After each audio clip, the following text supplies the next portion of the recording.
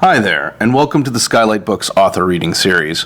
If you'd like to learn more about us and our many upcoming author events, please visit skylightbooks.com, where you can browse our inventory, buy books, and join our Friends with Benefits Club. You can also follow us on Twitter, Tumblr, and Facebook. To speak to a real live bookseller like me, please call 323-660-1175. Thanks for your support, and enjoy.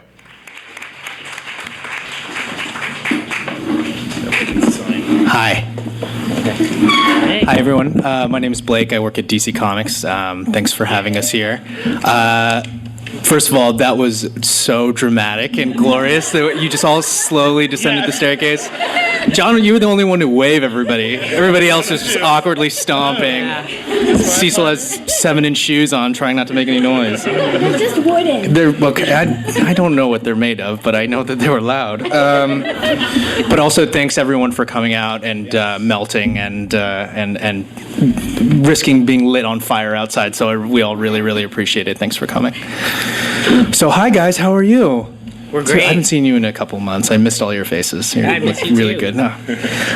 So we're all here to talk about DC's Young Animal, which is our new imprint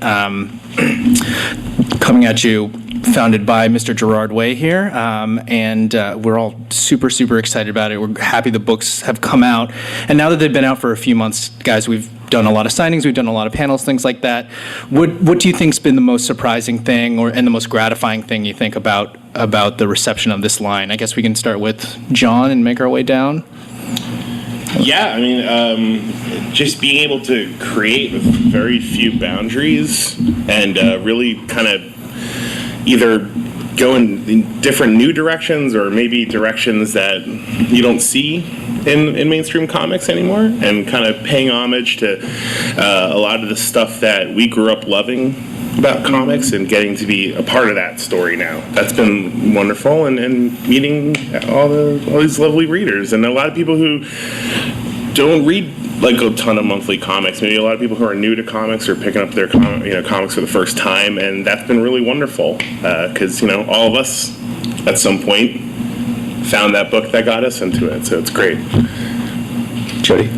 I think, sorry, I'm losing my voice. I think the number of people who've been willing to give a new title or a new character a shot and, have really just fallen in love with these books and the whole line and are really passionate about it. And like all you guys coming to this event, I mean, it's really great because you're always a little worried when you put something new out that no one's going to pay any attention or they're not going to like it. But the response has just been really, really great. Yeah. Some of it was surprising. Some of it in a really nice way wasn't. Like, I kind of had this feeling once the team was all together and the gang was all together, I had this feeling we were going to make really special books, like really wonderful books. And I thought they were going to attract wonderful people to them. And that's kind of been the thing that wasn't surprising. Like, all the readers have been just so positive and supportive and great. And we get to all meet them at every con. And it's just been awesome. So that was something that we kind of like hoped for, or I hoped for, and I felt was going to happen. What's been cool about the unexpected stuff was seeing people embrace older characters that they may not know anything about and become interested in these characters. So that's been a nice surprise. I think the nice thing has been like how game everyone is to roll with the weird. Mm-hmm. I mean, all of our books are a little bit strange, a little bit offbeat, and I know we've all said this before, but it's kind of like the book that I wanted when I was, a certain age and stuff, and so it's kind of cool. It's kind of cool to see. I mean, that's not surprising, but it's just so like, oh yes, roll with the weird. Mm-hmm. So, just for everybody here, maybe some people have read Doom Patrol, maybe some people have just read Shade, whatever it may be. Do you guys want to give like a 3-sentence pitch as to what your book's about? Like, Cecil, I know it's actually impossible for you to speak in less than 10 sentences, so for you, this will be the most challenging, but for the rest of you guys, maybe, what is your book about? How many sentences? 3? I could give you less. All right. I give you like I mean, don't cheapen it for everyone here. Just give the people 3 sentences. I'll give you way less. All right, that's fine. I got to think about it. Okay. All right. John, you look ready. Cave Carson has a cybernetic eye. Is about a gentleman with a cybernetic eye. That's 2 sentences. I got one more. No, that was one. It's about a guy named Cave Carson. He was an ex-adventurer about 20 years ago. He stopped to raise a family. We join him at a point where him and his daughter are mourning the death of his wife and her mother. When suddenly adventure comes calling for them, and they both get pulled on a really strange journey together that takes them way deep into the earth and then beyond Earth. That was one run-on sentence. Well, Molly's not here. Yeah, so. that's fine. Yeah. No editors. No, we're good. editors, No proofreaders. Yeah. Jody, go ahead. That's what Cave would look like if Molly didn't exist. So Mother Panic is about Violet Page, who's sort of a trashy celebutante in Gotham by day, and by night she puts on a high-tech costume and goes out to try to find the people who experimented on her as a kid. She's addicted to upgrading her cybernetic enhancements, among many other things, and she's also trying to take care of her mother, who is not doing super well. That was good. I like that. Okay, so it is 3 sentences. It's a group of people who all met at a party and forgot to go home. And that's basically... That's a good one. Maybe it was one That's sentence. Doom Patrol. Yeah. I think we gotta Just leave it there. leave it there. I'm sorry. Get some No. You'll project well. gnarly hum out of that. There we go. Okay, a bird who goes to Earth and inhabits the body of a bully and deals with the consequences of that life, and her superpower is madness.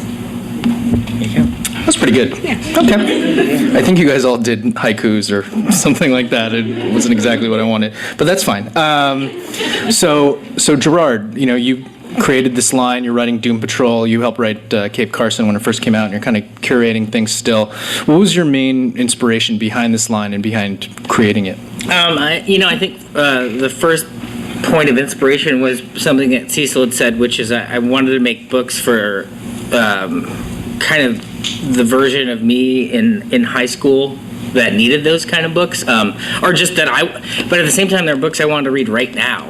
I would read Doom Patrol for sure. So I'm definitely trying to make so I think the whole line is everybody making these things they really want to see out there, even if they don't exist. And then, I was inspired by Vertigo. Obviously, those are the books I found that changed the way I thought about comics when I was young. So it borrows a lot of that DNA. And it feels, it really does feel that way. It fills such a niche that we don't have, and that I just don't really think is out there with a lot of other imprints, a lot of other comics. So, that all being said, John, go ahead. It's a good point that you brought up too, because it's how do you're servicing a sort of nostalgia, but also to truly honor the stuff that we loved growing up. You can't copy it. Yeah. You have to, you just have to push new ground. You have to make that book that. This kind of book that you fell in love with. Right. So for the three of you guys, for Cecil and Jody and John, what attracted you guys to this imprint, other than working with Gerard, obviously, but what about the imprint made it so attractive to you? Cecil, we can start over here. I think for me, the thing that was really appealing was the idea of getting to reboot a character that was sort of very, very well beloved, and people who love Shade the Changing Man really love Shade the Changing Man, and getting to reboot a character like that's a great responsibility, but doing something wholly new with it while still honoring and echoing what was done before, that was really appealing to me as a writer. Mm-hmm.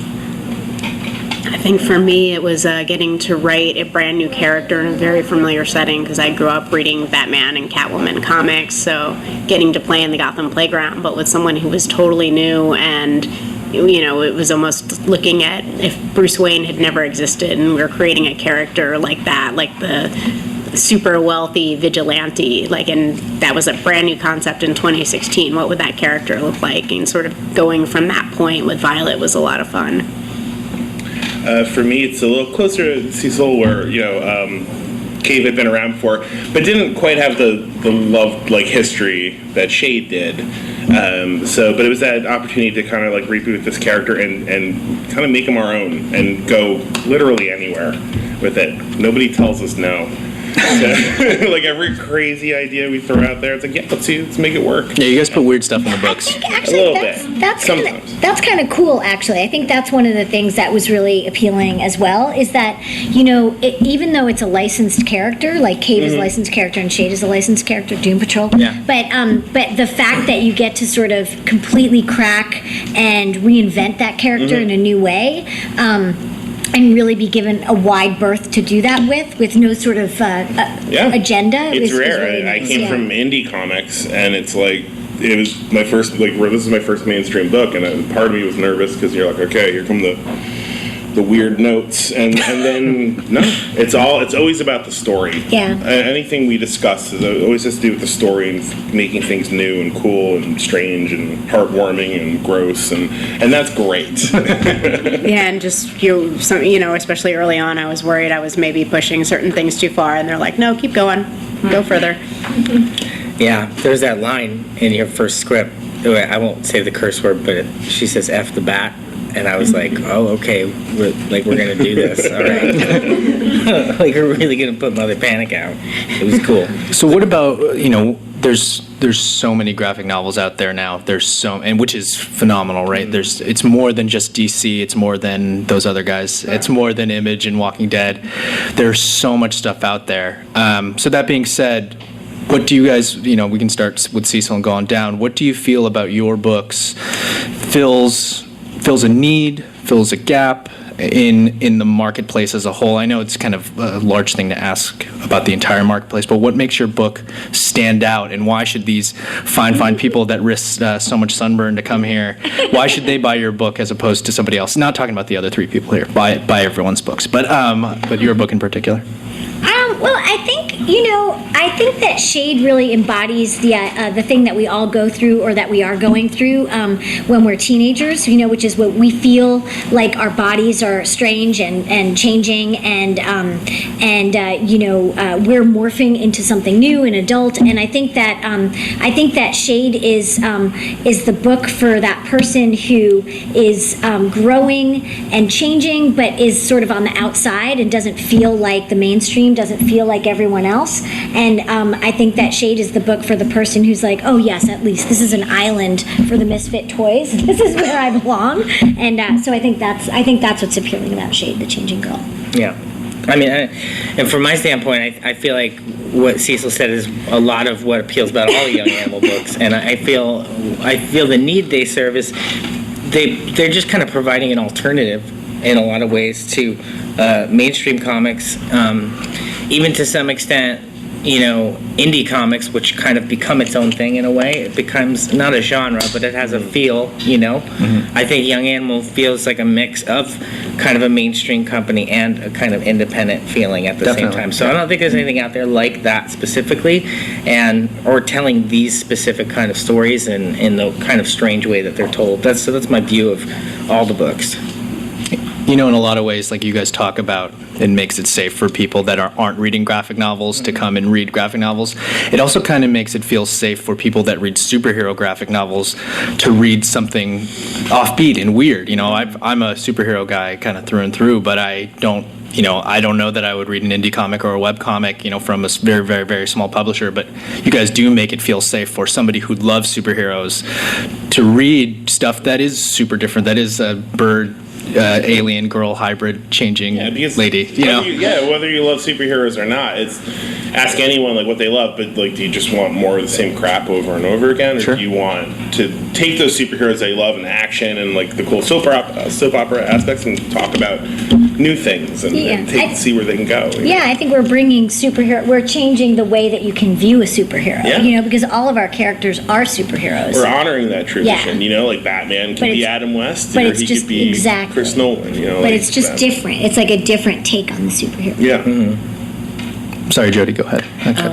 No, I was just going to say, because Mother Panic is such a hybrid of the two, really, because it takes place in Gotham and Batman shows up and everything, but it still sort of has its own unique voice and identity. So I think it does sort of show what you can do even in really familiar settings, just how far you can push the medium.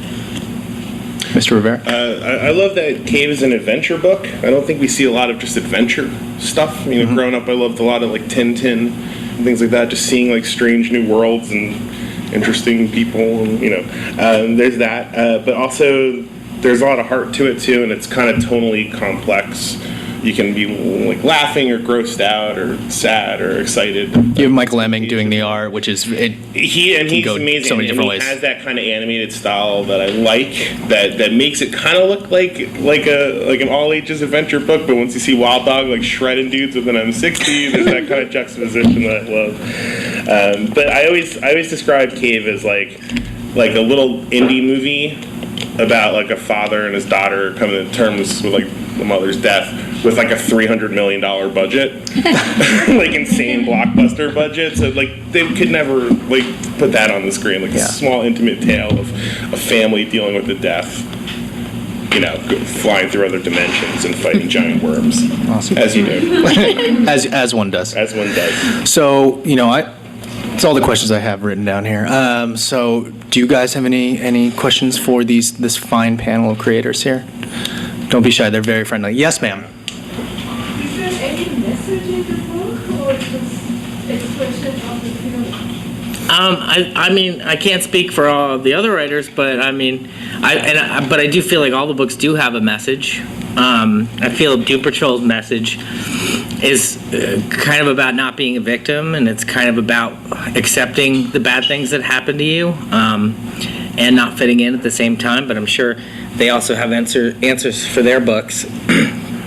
I feel like Shade is like feel your feelings, own your feelings, and deal with the consequences of your feelings. I think for Mother Panic, especially with Violet, it's like we're all works in progress and we aren't defined necessarily by things that have happened to us in the past, but the choices we make going forward. Cave, it's kind of about the family we make.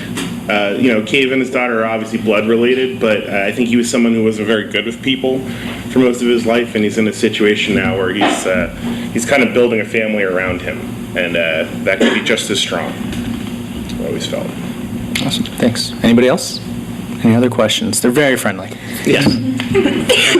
So when you started writing comics for, such a big company as DC, if you can recall, what's something that surprised you that was the most difficult for you to kind of like grasp and get over in order to produce your comics? It's kind of a loaded question.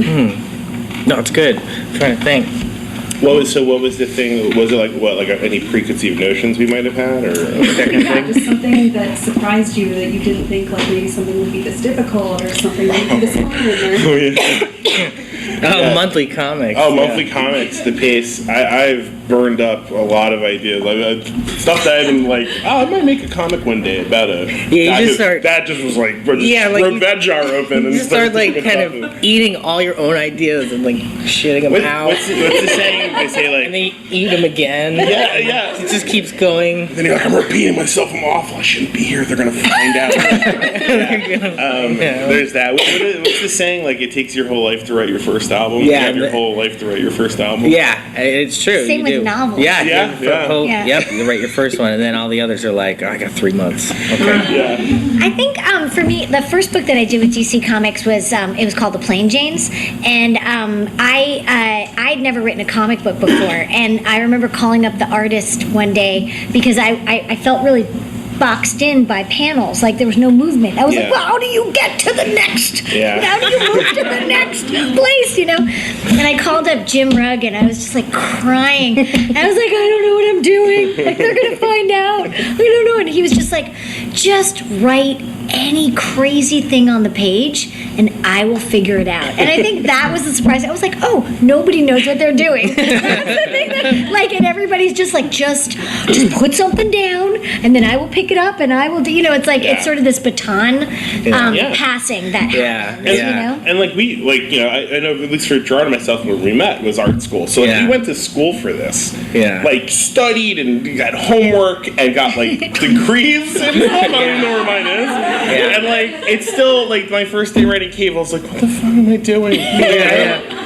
That's the thing. Like with anything in life, like your first day on the job, whether it's a just a job you're working or it's your dream job, you're like, I have no idea what's going on. They're gonna figure it out, and I'm just gonna get fired. It's always scary. It should be scary because that means you're gonna be growing when you survive that. I think, and also when you're getting to put words in the mouths of characters you grew up with or you really love, you like freak out for a minute. And actually, the first time I wrote a superhero thing was actually a short story for that other company. Well, I don't know there. And I wrote I am Groot on the page, and I just had to go walk away for like 10 minutes because I couldn't deal that. And it was the same thing with the issue 1 where Batman goes, and like it's 3 letters, and I was like, I wrote Batman, holy shit. I was super nervous about the Superman issue. It was the first scene where he had like dialogue. It was like, you ever see Pee-wee's Big Adventure when he's saving the animals from the pet store? And like, that scene was the stakes. Like I kept skipping it, and I'm like, I'll get it. And then we had it screaming. Yeah, and then he just ran out and fainted. But hopefully it worked. Well, shit, guys, I didn't know we were cursing on this panel. I would have done this all differently. We probably should be. It's fine. These books are mature anyway. They got a lot of cursing. That's Anybody else? 13, I think, still. Yeah. No, there's okay. Anyway, yes. Why don't you go ahead? Right there. What advice do you guys have for authors who or writers? A better way to put it was, what do you guys always keep in mind when you're writing? It's never going to be finished. You're never going to have whatever. What I always try to think of with every novel or comic book that I write is that it's just a document of where I was at that moment, and I'm always going to look back at it and be like, I should have done this or that or whatever. But it's where you were at that moment, and it's never going to be perfect. And so, at some point, you just have to be done with it and move on to the next thing, because there's always going to be a flaw. Yeah. Get rid of all preconceived notions of perfection, existing in your work. As much as you want it to be perfect, everyone wants everything to be perfect, but you kind of let that go and just realize, look, it might have problems. You try your best, But if you were to talk to your favorite musician or your favorite artist, and be like, your stuff is perfect, I can guarantee you they tell you 10 things that they absolutely hate about some work, or they're like, oh god, I was so nervous I didn't think that was going to work out. Trust me, it's nothing's ever perfect, even the things we think are perfect. And it's writing isn't a math problem. There's not just one answer. There's always a bunch of different ways to do it, and there isn't even necessarily one best perfect way to do it. You just have to find the one that works for you. I feel like the thing I always keep in mind when I'm writing is it's when you first starting it, it's gonna feel really bad for 30 minutes, but then it's gonna That's true. But then it's gonna feel great all of a sudden. You'll be like, I should do this more often. And then you finish for the day and you're like, I'm gonna write 30 pages tomorrow, and you get up and you're like, oh, this is so hard. And you guys basically just do that over and over again. Yeah, it's butt and chair. Yeah, you gotta sit and you just gotta do it. But yeah, there's no magic thing. I think when you sit down, you're just all of a sudden just supposed to be super awesome and keep that in your head. It's kind of like, oh, this is so hard. What am I doing? And then you keep doing it for half hour, and then you're like, oh, cool, I got it. And you get better too, right? Yeah. The more that you write, the better you get. So it's just the long game. It's the long thing. So you just have to keep doing it. Yeah, I just changed the way that I lay out my issues now, and I find it works better with my brain. And we're 12 issues in, and I'm trying something new, and I'm like, oh, this actually works a little better instead of. It's just things. It's just things you learn as you're fighting that battle. Every day. You just get better at it. All right. Anyone else? Yes. You. Do you guys have any advice for people who want to start their own comic series, or where do you guys get these ideas and the methods for the characters? So the question was, do you have any advice for somebody that wants to start their own comic series? Which Mr. Rivera, I believe, you did many times. More so creatively, or the kind of nuts and bolts of putting stuff out, getting the inspiration. I want to make a comic, and this is choose something Oh boy, yeah. It's okay. So when I first got to art school, I made a comic. It was kind of like a Twilight Zone-y kind of thing, and it took a little while to explain to people. And you're at, a lot of times when you start out, you're at like conventions behind a table much like this one, and people are walking by. If it takes you a long time to describe it, it's probably not going to connect with that person who only has 30 seconds to look at your book. So try to think of something, at least when you're first starting, because this is going to be about you learning how to tell a story. Or perfecting how you tell a story. Find something that's a little easier for you to write about. So for me, I was working with a guy that I was roommates with in college, Nick, and we kind of looked back, we were looking for ideas, and we're like, you know what, when we were becoming friends, what did we talk about? We talked about relationships and funny dating stories and stuff like that. That turned into my first series, which is called Heartbreak, and it was me and that author telling our own stories much like the way we would tell each other. And through that series, I learned so much. Just making the damn thing, and then those are all lessons that I brought with me to Cave. So yeah, look for something that you could pick a subject that you could just talk to someone for hours about and totally know what you're talking about, and that's a good first step. Also, I would say is that I know, I write novels as well, and I know the first novel that I wrote was a novel that I'd wanted so badly when I was growing up that wasn't there, which was a book about nerdy girls being front and center and being the coolest kids, not just the sidekick. And that was the book that I wrote because that was the book that I always wanted. So sometimes, a good place to start too is what's the book that you still want that's not there, because that's a good sort of North Star to sail by. And it was cool. I'm sorry, but it's cool because you put a lot of yourself into the plain James, what you want to. And yeah. I could talk. It worked because I bought the plain James years before we met and saw it in the store, and I was like, "Hey, these kind of books that I love." Yeah. So see, it works. I'm a customer. And I would say also when you're starting out in comics, I started with short stories, and that's how I really got to get a feel for writing for the medium and how to use panels, because it is such limited space on a page, and the fewer pages you have to tell a story, you really have to focus on the moments and the beats that really matter the most. So I think that's one of the best lessons you can learn, is just not to have the space and to have to work with what you have. I think going places physically that inspire you, if the ocean inspires you, or going to an art museum, I always find you end up with a lot of really cool and kind of crazy ideas just from looking at art in person. So I think the trick is you kind of just, there's this tank in your head, and you gotta kind of fill it up with inspirational stuff, and you do that by having life experiences, I think. Yeah, and actually, that brings up, Graham Morrison gave me a little bit of advice. This is extremely paraphrased from Graham, but like Gerard said, go out, live. That's actually a huge problem with everything from books to movies and stuff. I feel like a lot of people don't go out and live and get their heart broken and have experiences, and that's why movies are and books start becoming a little bland. Well, and also then they're always about a writer who's got writers. You know what I mean? Really? Yeah. That's all you've got? It's a lot of things that will stop you before you start is you look at all these stories here, and you go well, what do I have to say? But you are the only you that will ever exist. You might be similar to people that but you're the only you that will ever exist. So picture yourself as a filter that all of these shared common experiences go through, and what comes out of you will inherently be unique because only you can tell that story the way you would tell it. So that's a good thing to kind of takes a little of the pressure off, because there's only 5 stories? Yeah. Yeah, don't worry about it. Yo, are we gonna let him get away with that Grant Morrison humble brag drop in the middle of there? Yeah. Grant Morrison told me once. Right on the floor, dropped it right there. All right, we have time for one more question. Let's go. You in the back. One of my favorite things about the Young Animal comics is that 3 out of the 4 comics center around female characters, and not only are these women characters, but they're very unconventional women.